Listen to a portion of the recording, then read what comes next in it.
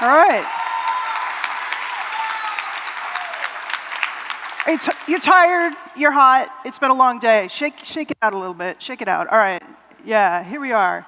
So I'm going to talk about economics of package management, more specifically in open source. I'm going to tell you a story. I'm going to tell you a story about who owns the JavaScript language commons, how we got into this situation where the JavaScript language commons is owned by someone, and why we need to change it. This is a story about money and ownership and control as much as it is about JavaScript. I am going to tell you this story, and I'm going to tell you the version of the story I know how to tell. I am one human being with imperfect knowledge and a point of view. So this story is not the only story anyone could tell about it, not by a long way. But I can tell you a good version of one slice of this story because I was part of it. I was at its heart. Because until last year, I was CTO of NPM Inc., the company that runs the JavaScript package registry. This gives me an expertise on the topic few people in the world have. It also comes with a point of view, and I'm going to invite you to keep my point of view in mind as you hear this story. You are in this story. Yes, you. I bet you didn't know that you're part of this story. By the time I'm done, you'll know why you're part of it and why your participation matters. It's a story about money, people who have money, and how the people who make money from open source software are mostly not the people who. It's a story of an accidental decision that you made without knowing about it, one that I made consciously, and how that decision worked out today. It's a story about ownership, control, and their consequences. It's also a story about power. Who has it, how much of it you have, and what you can do with it. Are you ready? All right. Here we go. Do you remember Yahoo? Our story kind of starts with Yahoo. Back in its glory days in the mid-2000s, JavaScript was the heart of a lot of JavaScript activity back then. It employed a lot of thought leaders like Douglas Crockford, and it was pushing the state-of-the-art forward. Might not have had a good business plan, but it had a good tech stack. And one thing that Yahoo had in its tech stack was a package manager. It was called YPM, and it apparently did some pretty neat things. People who used it liked it. At about the same time that all this was happening and, action in Yahoo, JavaScript was itself kind of taking off in an interesting way, thanks to things like jQuery and browser makers deciding to actually adhere to a common spec for once. This was pretty great. JavaScript exploded. Server-side JavaScript was just starting to be a big topic, and it was here in 2009, 10 years ago, where Ryan Dahl announced Node.js. And that turned out to be the JavaScript platform we wanted on the server. Now, the early Node community was it was a happening place. It was a scene. It swept up a whole bunch of interesting people from systems programming and web programming, and people who really enjoyed being in a bleeding-edge ecosystem where a whole lot of stuff hadn't been invented yet. And several of the people involved in early on figured out earlier on that package management would be a pretty great thing, and there was a bunch of package managers, plural, being written. Yeah, more than one. One of these people was a Yahoo employee. He was super into Node. He quit his job so that he can write something inspired by the Yahoo package manager, but for Node.js. And this particular programmer was clever in a couple of really useful ways. For one thing, he got really super involved with Node, and this let him work on both the Node side implementation and his package manager at the same time. He could make an installer work right, and he really championed the CommonJS implementation that Node has. And he did, some other stuff to beat other package managers, like going around to all the packages and giving them pull requests to support his instead of the other one. Pretty smart. His was good enough, and useful enough. It was the right solution. It was supported well enough that it won. So the Node Packager Manager, or NPM, started being put right along with Node instead of living as a separate third-party thing that you downloaded right after you downloaded Node. That official status, granted by the Node project, continues to today. And right about this time, Joyent bought Node from Ryan Dahl for a pretty paltry amount of money, really. You'll notice that we're already in interesting economic territory. The man who invented Node.js, the tool used by everyone in this room and millions of people daily to develop JavaScript, made a few tens of thousands of dollars from it. Whoever's making money from Node today, it's not its inventor. He did at least make a living after selling it because Joyent hired him. That was pretty good. And the Joyent also hired the programmer who made Node's package manager. But, important plot point, he retained ownership of it. He retained ownership of the npm.js.org domain name, the npm source code, and any inventions in it as his own intellectual property. He didn't turn it all over to Joyent the way the Node source had been turned over to Joyent. This decision matters later, so notice it. The open source doesn't mean open ownership or control. It means you get to read the source for something. And the ability to read part of the source from something doesn't mean you can change that source. It doesn't get you any control over it, what it does, or what it manages. So our story moves forward, kind of a predictable way. You've probably heard this part before. 2012, Dahl leaves the Node project, and NPM's owner steps up to lead it instead. And right about here is where all of you start appearing on the scene. Or some of you anyway. You're JavaScript programmers. You like writing JavaScript. If you can write a tool in JavaScript, you will. So you started writing JavaScript with Node, and you liked it. Meanwhile, people like me, who are kind of mixed about JavaScript, don't tell anyone, I figured out that Node was pretty handy for writing I/O multiplexing services, and I was like, ooh, this is fun. As 2013 went on, more and more people got on the Node train, and Node got pretty popular. This meant NPM got pretty popular, and that's great, right? Well, no. Success is a catastrophe for a lot of projects. It's a catastrophe you need to survive. And success for NPM was a catastrophe. Here's why. NPM's package registry is centralized.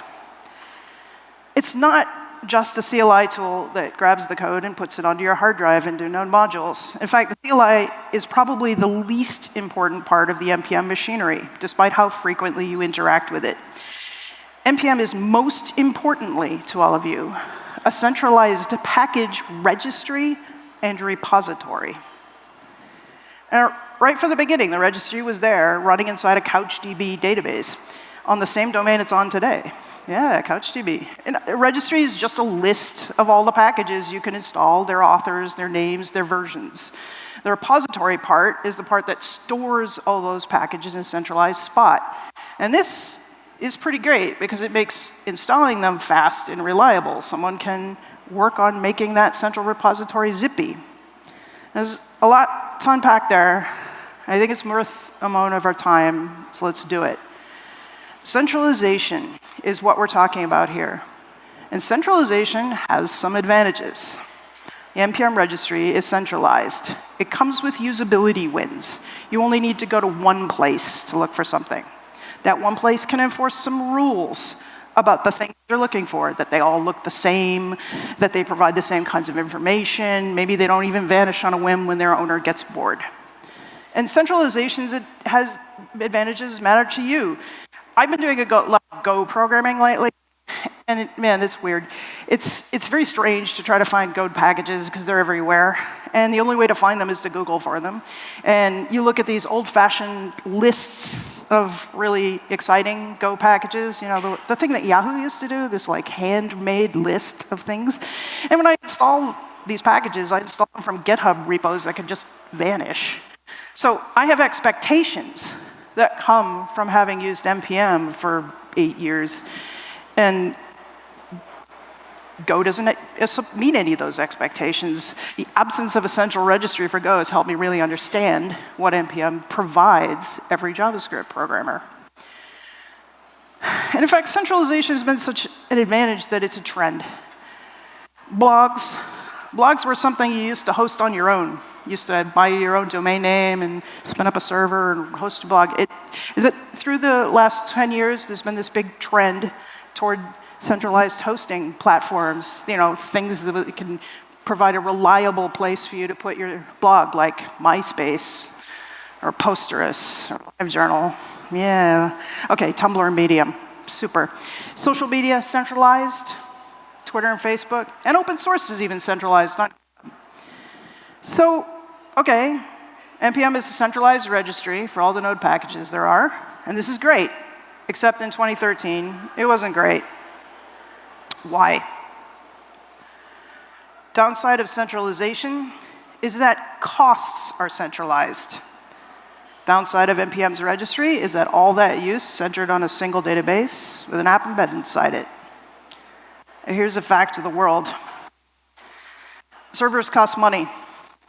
Who pays for them? For years, Node Package Manager ran on donated hosting. It was written with help from some of the people involved in implementing CouchDB, so CouchDB was its database, and it freeloaded on a bunch of CouchDB hosting services. It was for a long time treated as an ad for CouchDB hosting by this company called Iris Couch you've never heard of. Iris Couch was bought by Nodejitsu. They continued to host Node's package manager until it was a cheap ad, right? And then it wasn't so cheap. Success, the catastrophe, is expensive. You all started using Node, and that ad stopped being cheap. And the other various lazy shortcuts taken in implementing the registry started having an effect once the registry saw some real use. So the registry was down more than it was up in October 2013. NPM needed money. It needed a maintainer who didn't ignore it for his day job. This is not a particularly new problem. Every language ecosystem at some point, if they have a centralized package registry, also has this problem. Ruby gems cost money to run too. They run on donations. CPAN, Perl's package network, they solved their problem 20 years ago with a network of mirrors. A lot of smaller language ecosystems sum along by freeloading on GitHub public repos, like CocoaPods and some others. What NPM's owner decided to do was pretty novel. He decided to found a company. This is possible because he'd retained ownership of it. Even while he was running the Node project, he still owned NPM. He quits Joyent, he founds company, NPM Inc., and he takes seed funding from a VC firm. And here's our decision point. Node project decided this was fine. They continued to give NPM special privileges, something they bundle along. I don't know if there was internal controversy about this, because I wasn't part of it. And Node project was entering kind of its moribund period around this time. So maybe the decision was made through inaction, I don't know. But they continue to affirmatively decide that that's what they want to do every year since then. You decided this was fine. You voted with your feet and kept using the NPM registry. But Siege, I hear you say, I wasn't around then. Well, most of you probably weren't around then. You've inherited this decision. You probably didn't know it was a decision. NPM is just out there as an unquestioned fact of JavaScript life. You might not have even known it was a company at all, right? At the time, it was pretty controversial. The company that had been hosting NPM was really kind of pissed off about it. They had been up to their own fix with a Scale NPM funding campaign, which ended up raising a bunch of money for it. At the same time, the VC money came in, and there were lawyers involved. I don't know much about this. I just know that NPM exited Nodejitsu hosting very quickly and messily because the two companies were fighting. Later on, NPM exited Joyance hosting very quickly and messily because they were also fighting. I don't know. Money changes everything. Friendships made when it's all just open source fun end under the strain of competing for dollars. Here's another thing. I decided this was fine. I decided to let JavaScript's language commons be owned by venture capitalists. I didn't frame it that way to myself, though. The decision I told myself I was making was the decision to contribute what I could to making Node successful. I was a huge Node fan. Really liked programming in Node. I still do. And NPM was the first place I'd ever participated in open source. So, NPM Inc. in 2014 is a company. It has VC money. It starts hiring people. The first person they hired was Raquel Velez, who you've heard speak at this very conference. Second hire was me. I was thrilled, to tell you the truth. I wanted to make it go better. And I believed the story told by NPM's IP owner that we would make NPM Inc. self-sustaining, and the servers would hum along happily, dispensing packages for the masses forever and ever. So, you know, I ended up leading NPM's engineering team. You know this part of the story. Large numbers are very large. You install lots of packages. NPM was successful, it scaled, and Node exploded as a result. You started using Node to do everything, and NPM is now an unquestioned part of your workflow. You reinvented web development in ways you couldn't do before NPM was there. Reliable, providing shared code like it's some kind of utility. It's a highlight of an excellent career, and I'm still pretty proud of it. Let's pause here. We're at the absolute zenith of Node's package manager. Let's talk about money. I love money. Why isn't Ryan Dahl living on a tropical island? Why isn't James Halliday retired on the tropical island that he lives on now? Why isn't Dominic Tarr living in a yacht instead of a sailboat? Does he still live in a sailboat? Yeah. Why does Doug Wilson have a day job? Do you know those names? They're the authors of software you have on your laptops right now. Software that is the beating heart of 1,000 programs that business runs every day. Every Fortune 500 company there is runs the software written by those people. And dozens of other people who I don't have time to list who contributed packages to NPM in the early days and do so even now. Those people are not wealthy, despite the enormous value created by the software they make. Capitalism, yeah, it's unfortunately, as you probably already know, capitalism. It's supposed to reward people like them, but in practice it doesn't.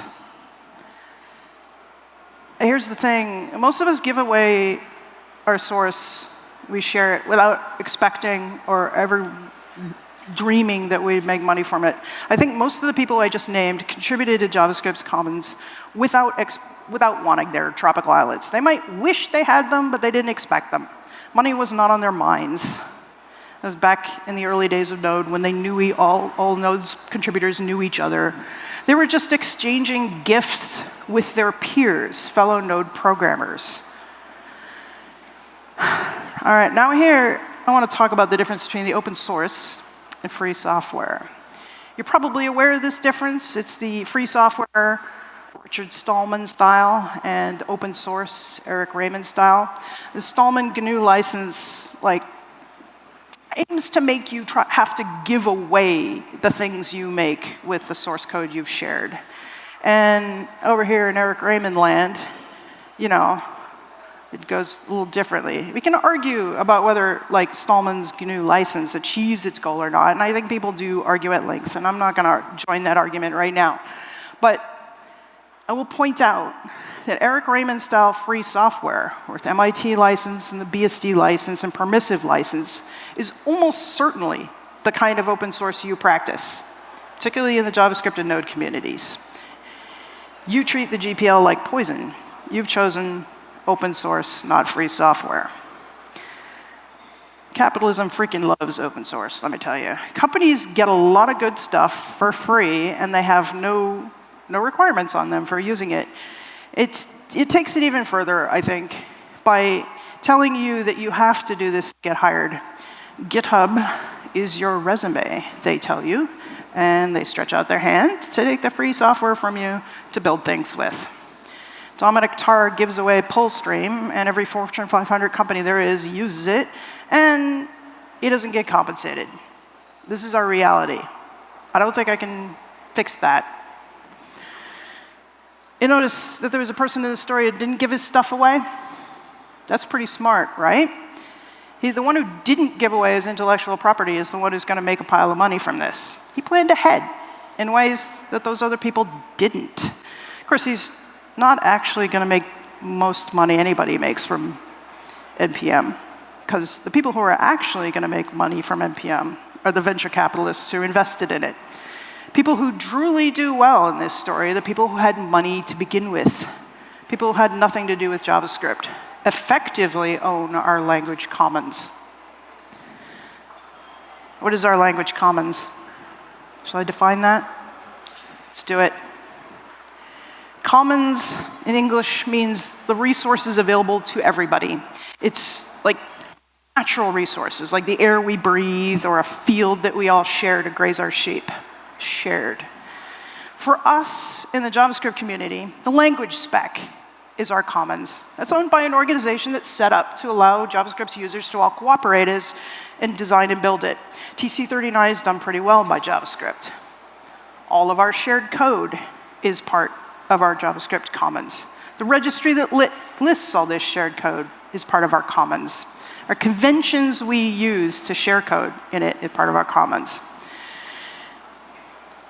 But all of that is owned by a VC-funded private company. This is the thing we, as a group, have given away.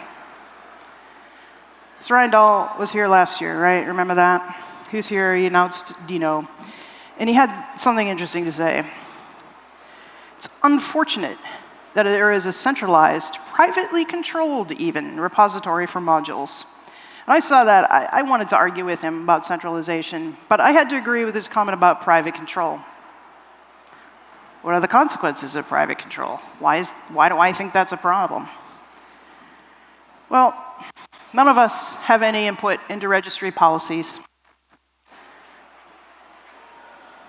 What gets a package removed from the registry? What's acceptable to be on the registry? How are disputes among people about package names resolved?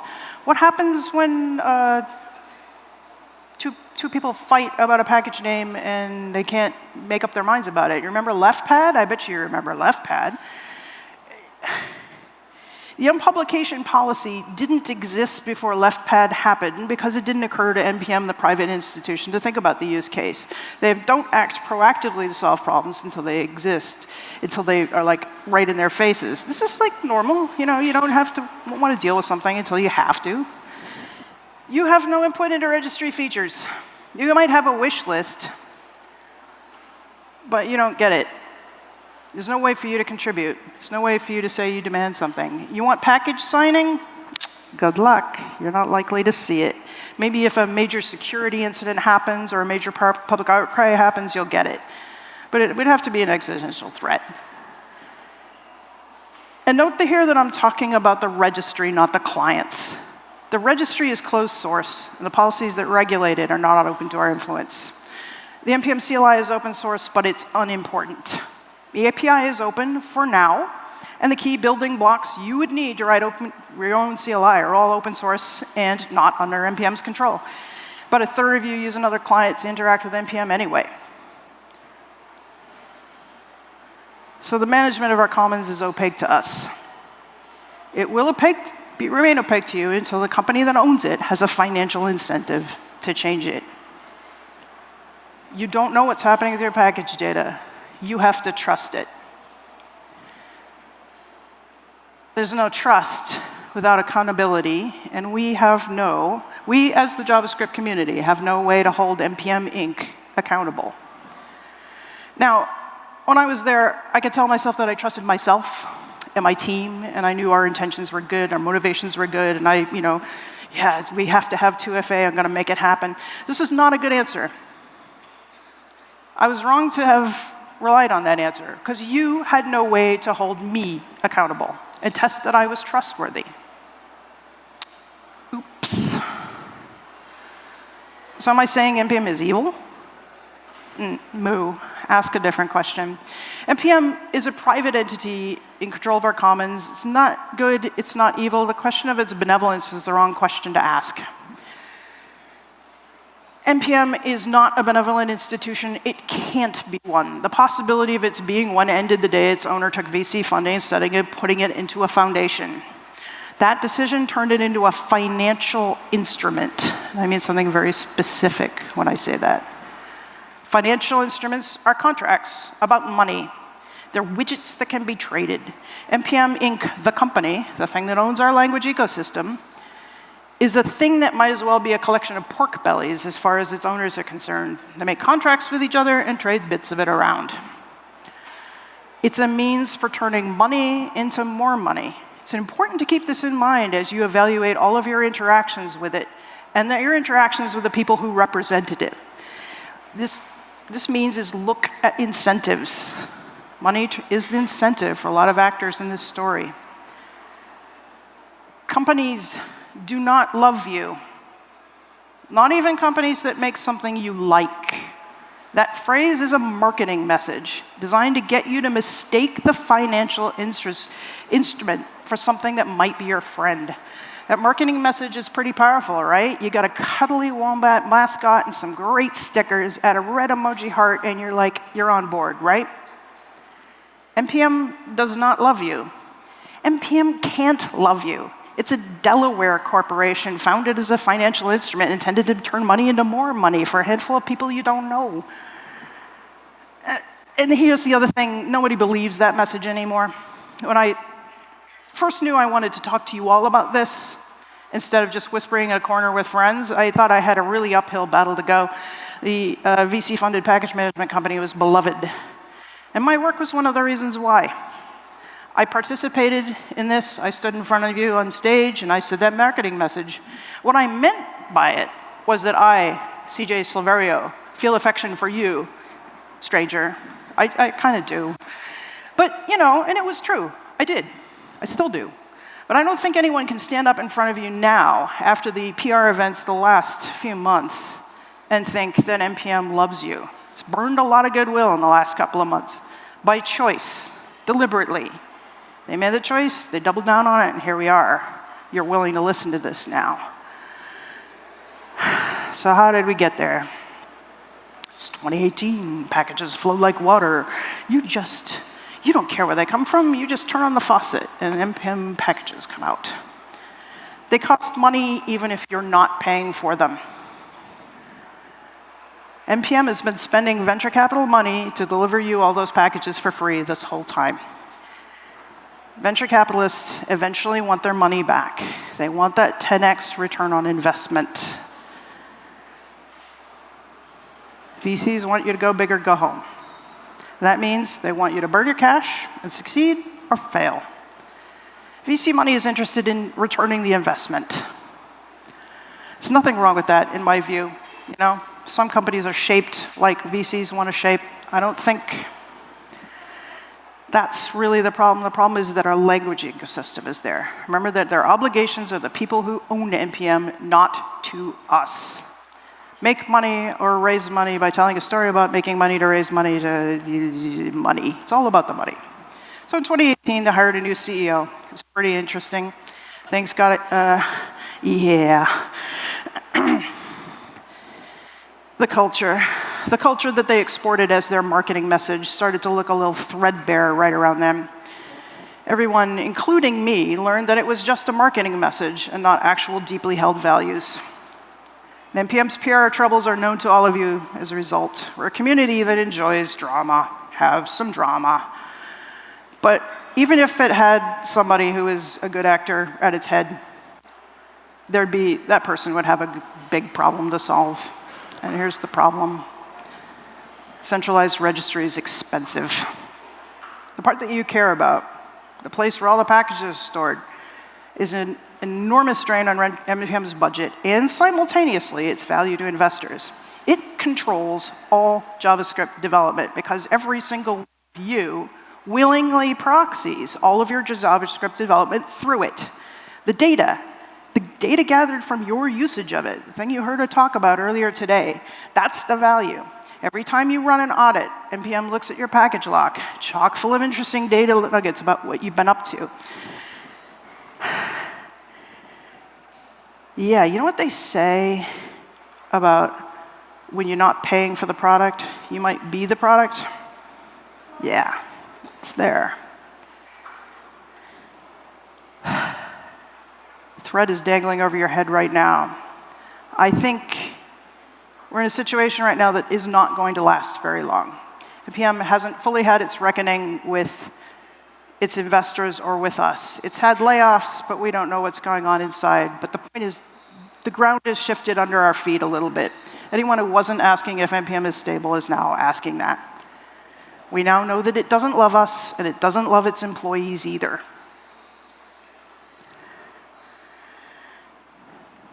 This was not our only option. Story didn't have to go this way. People chose it, and here we are. What are we going to do about it? You sitting in this audience right now, what are you going to do about it? You going to do nothing? That's easy. We made our community decision in 2013, and we're stuck with it. We wait for NPM Inc. to fail, and when it does, not if, when, a nasty couple of months replacing the registry. I don't like this answer. Imagine NPM selling to somebody we don't like, corporate pirate, someone who takes over alien companies' adversarial and shakes them down for pocket change, someone who doesn't have an incentive to keep the registry up, someone who threatens to take the registry down just to see what we do about it. That's possible, quite frankly, because NPM's board of directors hasn't done a very good job. Maybe we'll be saved by Microsoft.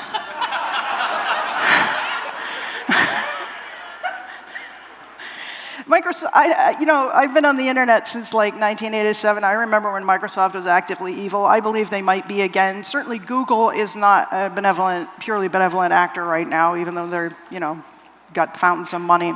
I would like to avoid having to come here 10 years from now and make the same talk again. I think, in the end, I agree with Ryan Dahl. JavaScript's package registry should not be privately controlled. I think centralization is a burden that will inevitably lead to private control because the servers cost money, and that's just a fact.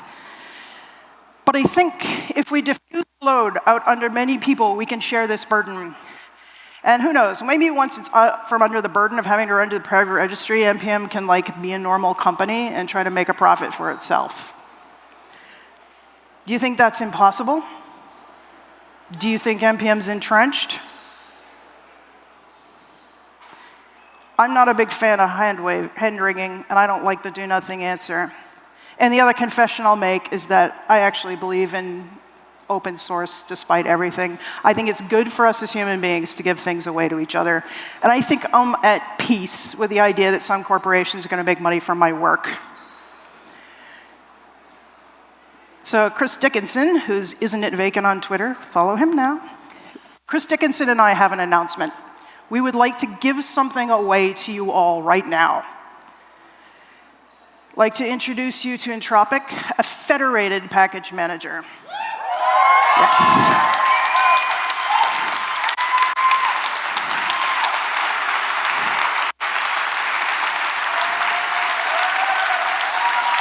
Yes.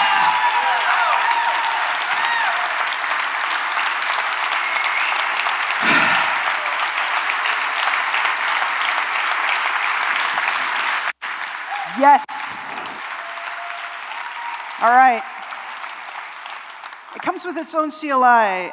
It offers a new API for publication. You heard Kat talking about Tink earlier. This is a dream Chris Dickinson and I have had for several years now, and we offer that file-based API. It's federated. You can depend on packages from other instances. You mirror your dependencies so you remain self-sufficient. Requirements list is short. We've Dockerized it. you sign in with your GitHub account.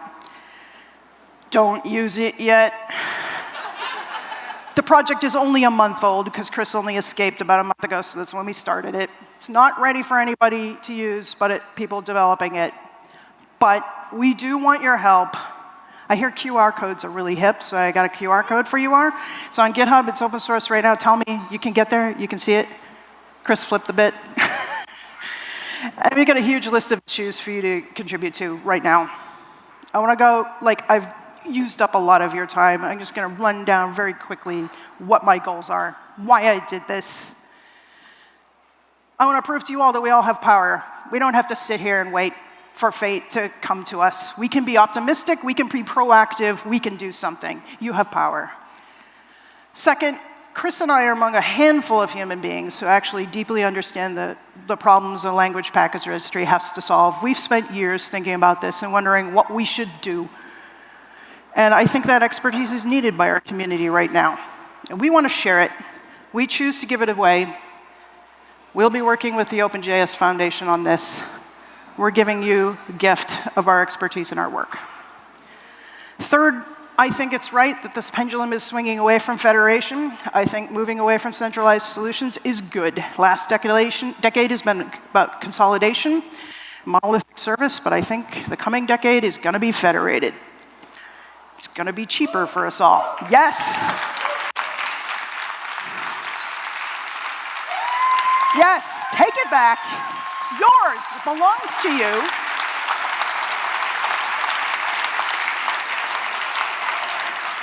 Let's make a different decision. Let's make a different decision, okay? We made this decision in 2013, and it made sense at the time. It's time to make a different one. Entropic is the kickstart Chris and I are giving to this problem. There's a lot more to say. There's a lot of work to do on it. I want to get to the point where I can tell you all to use it, maybe next year at this time. It's time to move with our feet again. You are good, amazing people, capable of building amazing things. Most of you are much smarter than I am. I want to hand this over to you. We shouldn't be owned by a single company. Our commons shouldn't be owned by a single company. And we can do it. This is love from two human beings who are beings capable of love. From us to you. What happens next is up to you. Thank you.